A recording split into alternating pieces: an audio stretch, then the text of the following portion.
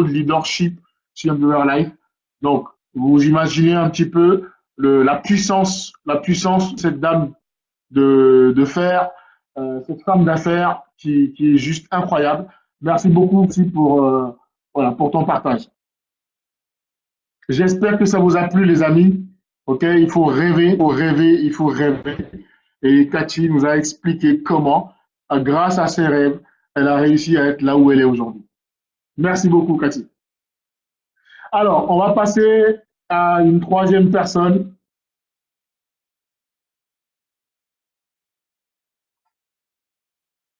Il y a un homme exceptionnel que j'apprécie énormément, un ami depuis plusieurs années. Ilian, aujourd'hui, c'est un basketteur professionnel, quelqu'un qui est très respecté, d'accord, dans le basket professionnel. En tout cas, il joue au plus haut niveau de basket qu'on peut voir en France. Et il a réussi dans sa vie, d'accord? Et aujourd'hui, il veut partager avec vous. Évidemment, c'est grâce à lui qu'Amber Life est arrivé en France et en Europe.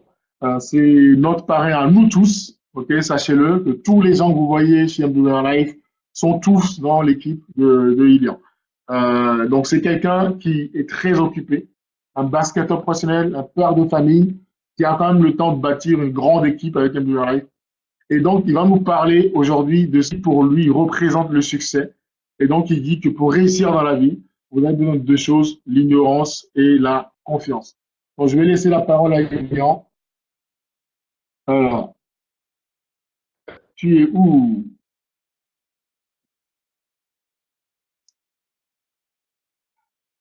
Est-ce que tu peux écrire dans le chat, s'il te plaît, Lilian, pour que j'identifie ton... Ok, très bien. Super. Voilà, je t'ai envoyé la demande.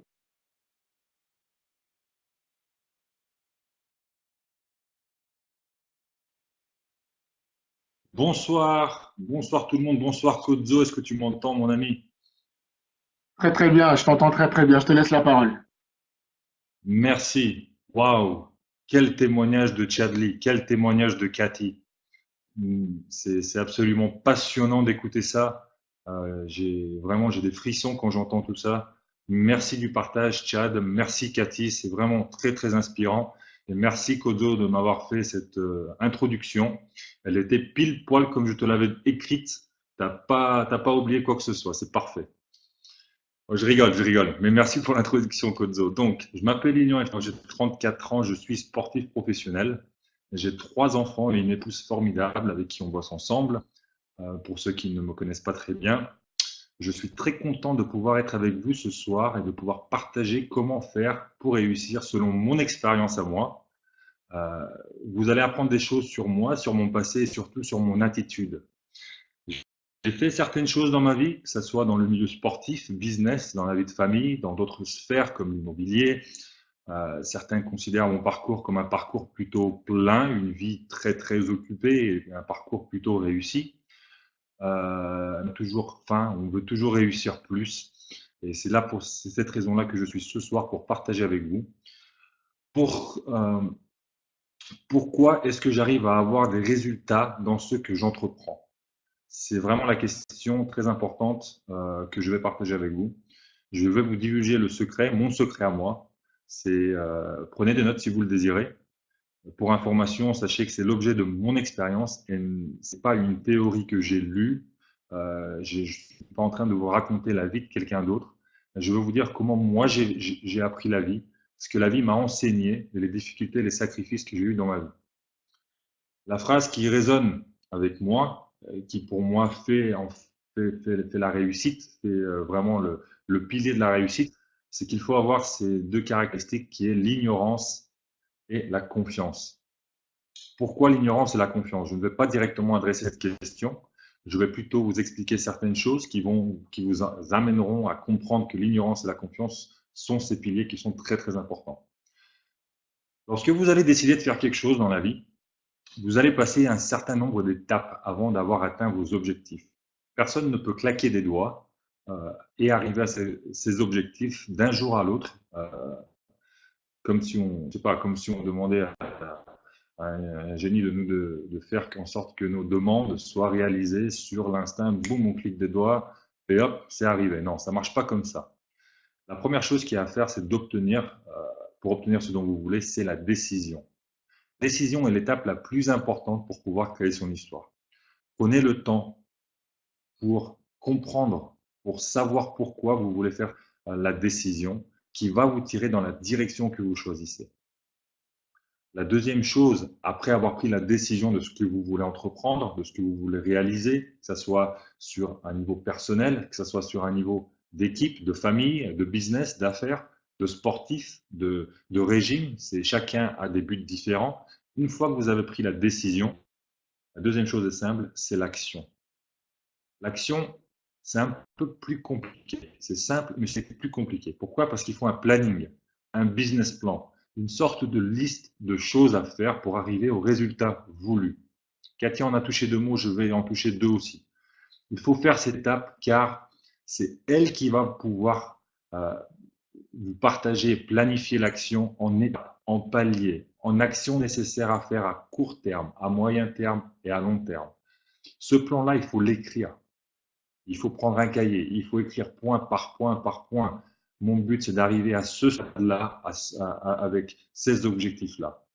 Pourquoi? Parce que si on pense qu'au résultat voulu, parfois il est nécessaire d'avoir ces résultats, comme l'a dit Chadi, ça peut prendre 5 ans, 10 ans, 3 mois, 5 mois. On ne sait pas, mais pour avoir une éducation, il faut étudier des années et des années. C'est pareil lorsque vous allez prendre une décision. Lorsqu'on écrit et on fait son planning, pour voir notre progrès. Et ça va nous motiver.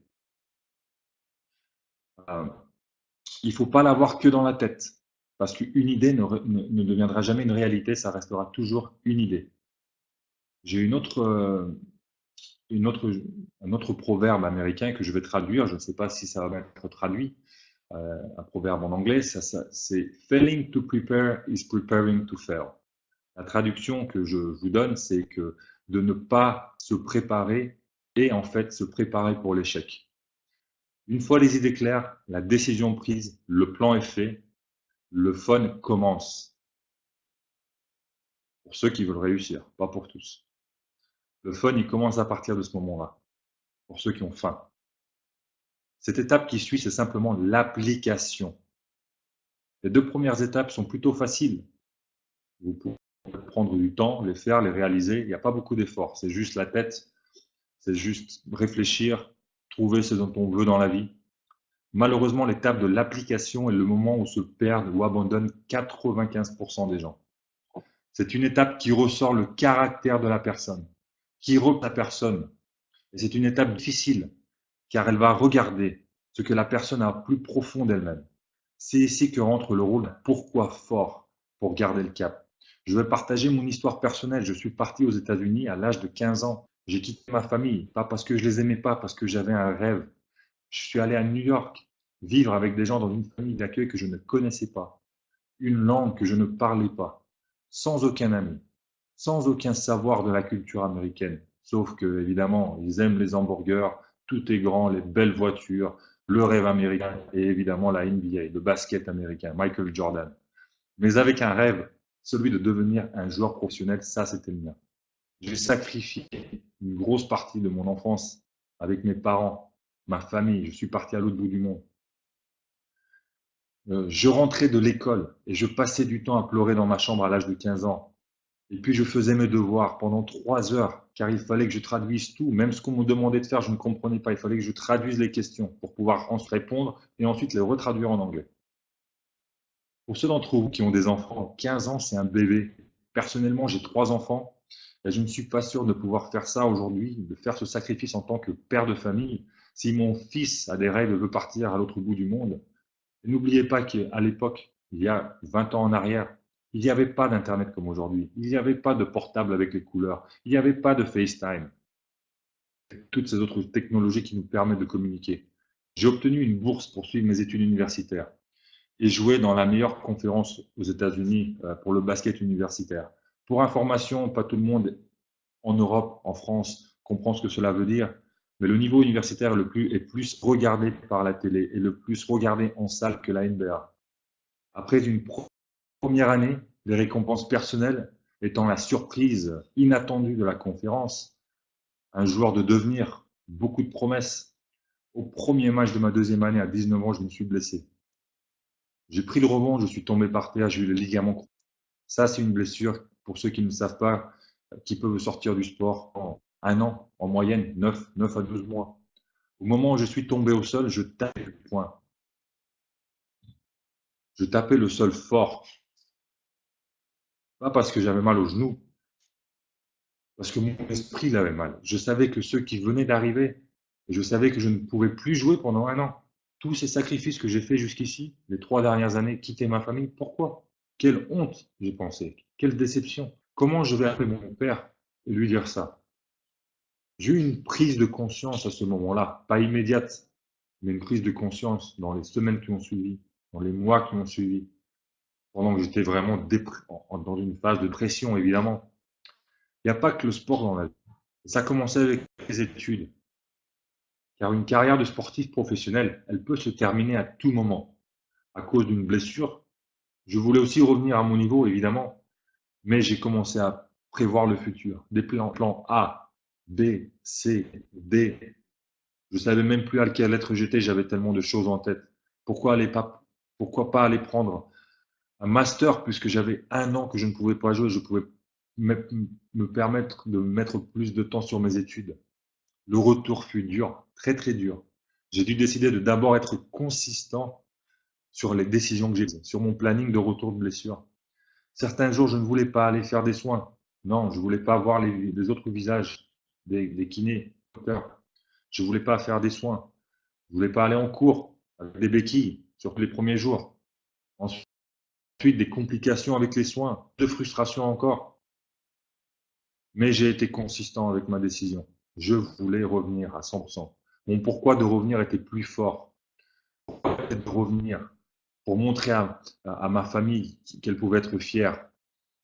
Et plus important encore, pour montrer à moi-même que je pouvais revenir d'une blessure comme ça. J'avais une faim comme jamais avant, pour montrer à tout le monde en fait, pas que moi, mais tout le monde, que ce ne fut que des difficultés dans ma vie, mais rien de plus. Durant ces moments difficiles, c'était pas simple de faire les choses de tous les jours, comme je l'ai expliqué. La bonne ou mauvaise humeur, peu importe. Le plus dur, c'était de rester en civil pendant les matchs, alors que je pouvais être sur le terrain, devant les 20 000 spectateurs qui chantaient et dansaient tout le match. Je suis resté persévérant. La persévérance est capitale. Malgré que j'ai été bloqué sur le niveau par rapport à mon retour, je suis resté persévérant à continuer à me lever, à sourire, à penser à mon pourquoi. Et j'avais pas le choix que de continuer. C'est comme une personne qui fait un régime alimentaire. Ceux qui en ont fait, et j'imagine que 90% des gens qui sont sur cette call l'ont fait à un moment, c'est pas facile de faire un régime alimentaire. On veut manger du sucre à 23 heures du soir, boire un soda, ne pas se lever tôt pour faire un footing, pour brûler des calories. Mais il faut le faire. L'action est plus dure que la décision, je vous l'ai dit. L'application encore. Il faut se souvenir de son pourquoi. Chaque jour, comme l'a dit Chadli et Cathy, chaque jour. À ce stade, nous devenons tout simplement engagés. Et là, je rejoins Kozo.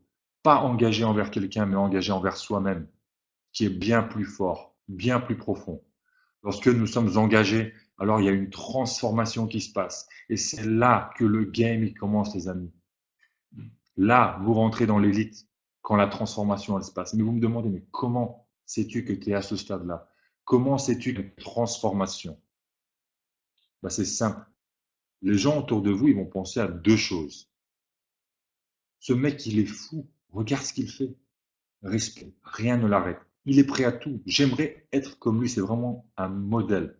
Il n'est jamais fatigué. Il se plaint jamais. Il travaille tous les jours. Tous les jours, il revient plus fort et plus fort. Il est inarrêtable.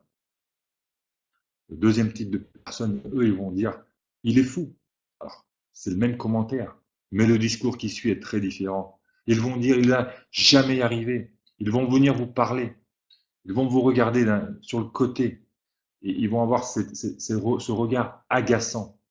Tu n'es pas fait pour ça. C'est trop dur. C'est le mauvais sport. C'est le mauvais choix. Tu n'as pas pris la bonne copine. Tu n'as pas pris la bonne femme. Tu es dans la mauvaise équipe. Tu es trop lent pour revenir à ton niveau d'avant. Ces gens-là, ce sont des gens qui sont tout simplement jaloux. Et devinez, ce sera 95% de ces gens-là qui seront dans cette catégorie-là parce que eux, ils ont abandonné au moment de commencer leurs actions. Ça a été trop dur pour eux. Ils sont jaloux, ils vont essayer de vous rabaisser. Je l'ai vu, je l'ai entendu, je l'ai vécu. Je vous dis par expérience que ça a été dans de mon retour de blessure, dans ma carrière qui a suivi, dans mes études, de finir mon master à distance pendant que je jouais professionnel. J'ai eu des gens sans arrêt qui ont essayé de me critiquer, de me stopper de mes buts. Vous savez, c'est dans ces moments-là qu'il faut être ignorant. Il faut les ignorer. Il faut ignorer tous les commentaires. Il faut rester concentré, focalisé sur soi-même et sur son pourquoi. Il y aura toujours des jaloux, il y aura toujours des personnes qui vont essayer de nous rabaisser. Maintenant que la transformation elle a lieu, je n'entendais plus tout ça. Je restais focus sur mon but, point barre. C'est ce focus que j'avais. Je prenais 800 shoots tous les matins avant d'aller en cours. Je m'en foutais, fatigue ou pas. À 8 heures, j'avais cours, 9 heures. C'était pas grave. C'est le focus que j'ai aujourd'hui dans la vie de tous les jours. Je le vis au quotidien. La vie est dure. Je vous promets, le plus vous allez réussir, le plus la vie sera difficile. Et c'est normal.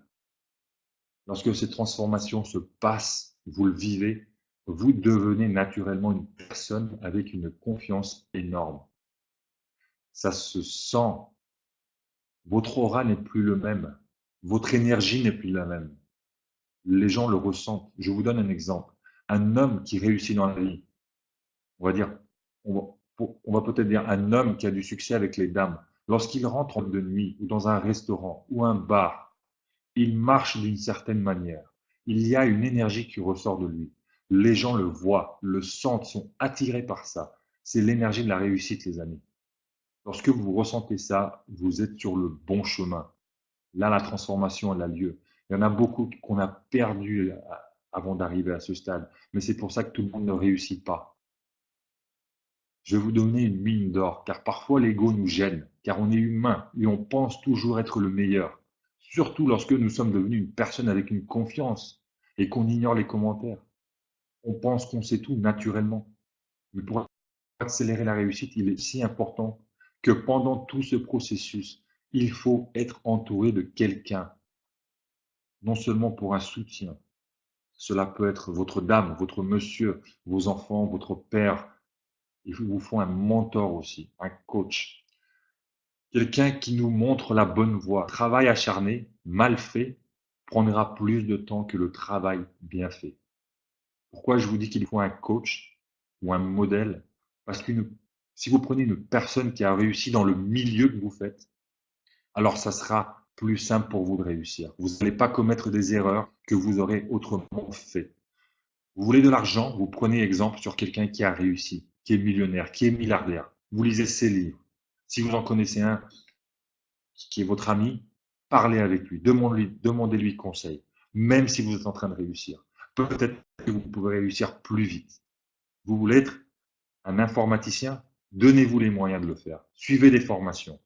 Parlez avec des gens qui ont réussi dans ce milieu. Ne laissez pas votre ego vous ralentir. Au contraire, restez humble pour devenir encore meilleur et encore plus vite. Et au final, vous allez recevoir la récompense que ce que les gens ils appellent la réussite. Ce n'est pas une destination. Et cela nous ramènera sur le sujet suivant avec la personne qui va parler juste après moi. La réussite n'est pas une destination. C'est toutes les étapes que je viens d'étaler. Le dernier point, ce que les gens appellent la réussite, ce n'est que la récompense.